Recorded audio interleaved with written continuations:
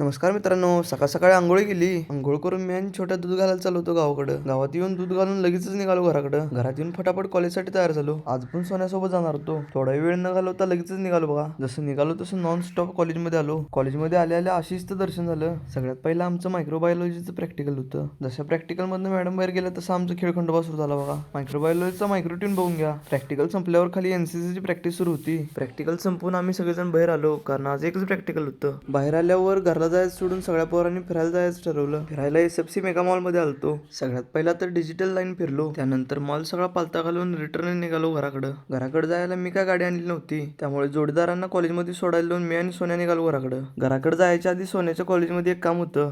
काम काय लय वेळाच नव्हतं. फटाफट ते पण काम पूर्ण करून निघालो घराकडं. घरात येऊन कपडे बदलून जेवण पण केलो. थोडा वेळ रेस्टच कराल तर तोपर्यंत माकड आलतं घरापाशी. माकडाला घालवायला सोन्या आणि छोट्या त्याच्या मागच लागली होती. ते माकड घालवून दुसऱ्या एका माकडाला घेतलं व्लॉग मध्ये. त्यानंतर उरलेला पार्ट मोठ्या व्हिडिओ मध्ये बघा. भेटूया नेक्स्ट मिनी व्लॉग मध्ये. बाय.